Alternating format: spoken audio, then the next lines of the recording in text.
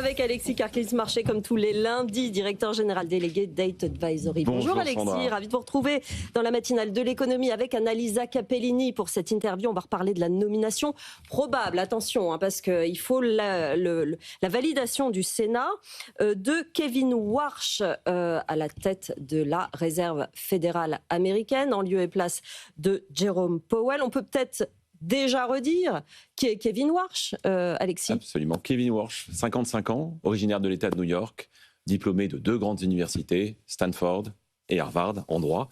Il a commencé sa carrière en banque d'affaires chez Morgan Stanley, où il y a passé 7 ans jusqu'en 2002. Et en 2002, il a été nommé conseiller économique du président George W. Bush. 2006, il a été nommé plus jeune gouverneur de la Banque centrale américaine, de la Fed. Il a alors 35 ans. Il a joué un rôle assez important en 2008, au moment de la crise de Lehman, parce que sa connaissance du monde des investisseurs, du monde de Wall Street, a été très important dans la structuration de la réponse américaine à cette crise majeure.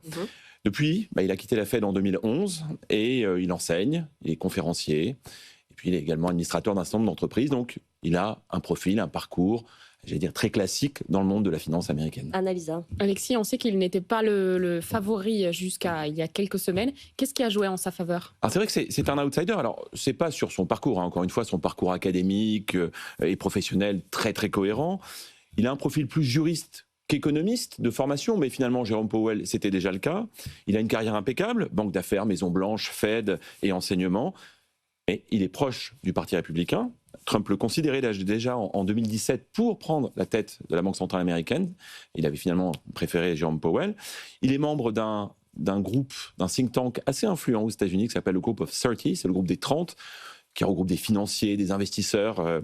Voilà. Il était pressenti secrétaire au Trésor en 2024, donc au moment de retour de Trump à la Maison-Blanche. Il était effectivement un outsider, il était bien sur la shortlist quand même. Mais il s'est bien entendu avec Trump. Il a un réseau d'influence assez important. Il est soutenu notamment par exemple, par Jamie Dimon, qui est le dirigeant de la banque JP Morgan. Et puis, il se dit aussi que sa nomination est en partie liée à son épouse, puisqu'il est marié avec Jane Lauder. Jane Lauder, c'est l'héritière du groupe cosmétique Estée Lauder. Et son père, le père de Jane Lauder, c'est Ronald Lauder, c'est un grand donateur du Parti républicain, un ami de Donald Trump, personnel, et il se dit que c'est même lui qui lui aurait suggéré d'acheter le Groenland. Vous voyez que tout est lié. La mission de Jérôme Powell prend fin au mois de juin. On sait que ça ne va plus entre lui et Donald Trump, que le président lui fait une vie impossible.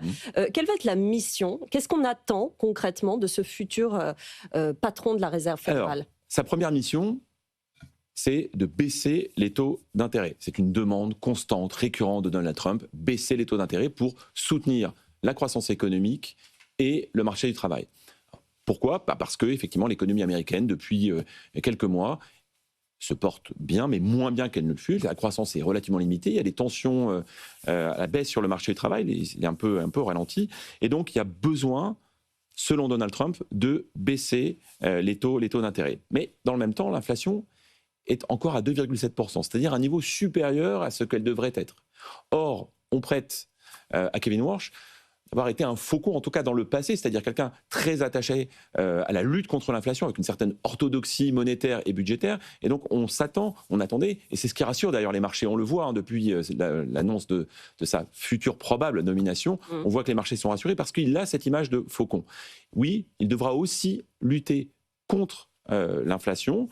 Il a annoncé qu'il voulait réduire, et ça c'est important, le bilan de la Banque centrale américaine. Là encore, un élément qui est donné comme un gage d'être un faucon. Sa voix va être très étroite parce qu'il est coincé finalement entre une Maison-Blanche qui demande à la Banque centrale baisser les taux, et dans le même temps, des marchés financiers qui ont besoin d'être assurés, que le dollar est toujours une monnaie de réserve importante, et que les taux d'intérêt doivent quand même être à un bon niveau pour lutter contre l'inflation. Annalisa. Justement, on sait que parfois les promesses des candidats banquiers centraux ne sont pas tenues. Ça avait été le cas avec Jerome Powell, qui avait été choisi personnellement par Donald Trump avant de se fâcher avec lui.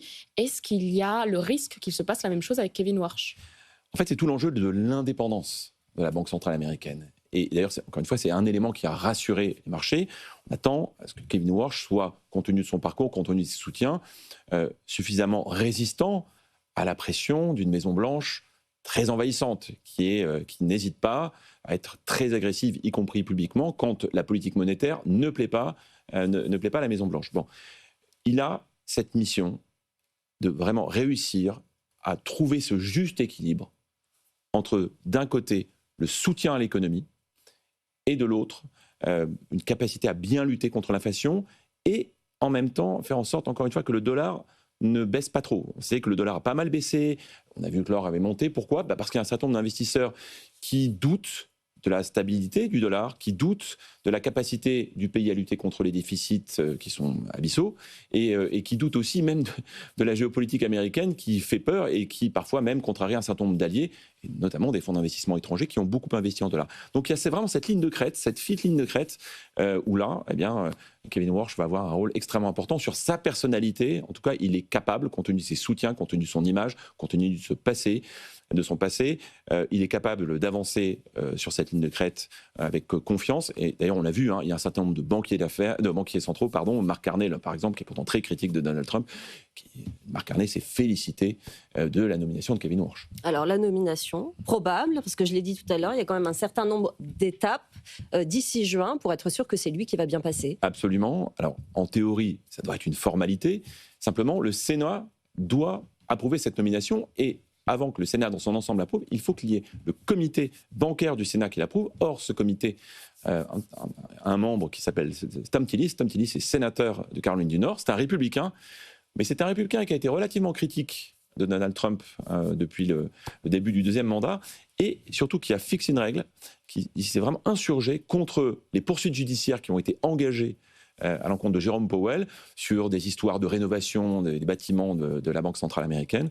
Et il se dit que en fait, ces poursuites judiciaires ont été pilotées, en tout cas commandées par la Maison-Blanche. Et donc Thom Tillis a demandé à ce que cette enquête judiciaire soit arrêtée, ces poursuites soient arrêtées, avant de donner son approbation pour nommer Kevin Warsh. Très très vite. Et alors il reste encore quelques mois pour Jérôme Powell à la tête de la Fed. Qu'est-ce qu'il va faire pendant ces derniers mois ? Il va essayer de se faire discret ? Il va avoir encore quelques décisions à prendre ? Non, il va beaucoup, de mon point de vue, il va beaucoup travailler sur réaffirmer l'importance de l'indépendance de la Banque centrale américaine, rappelant que sa mission, c'est d'abord et avant tout de lutter contre l'inflation, tout en étant bien sûr très intelligent sur la gestion de la croissance économique et du marché du travail. Merci Alexis Karr-Klintz. Il n'y a pas une chance qu'il ait fait ça simplement par communication, c'est-à-dire on connaît les messages de Donald Trump, ses allers-retours, ses changements d'avis. C'est possible, mais quand on voit le message qu'il a envoyé au moment de la nomination de Kevin Warsh en disant il va être un très grand président de la Fed, peut-être même le meilleur, je cite, on a quand même une indication assez forte. Effectivement, Alexis Karr-Klintz, Marchais, directeur général délégué Date Advisory. Merci beaucoup d'être venu ce matin, comme tous les lundis, dans la matinale de l'économie.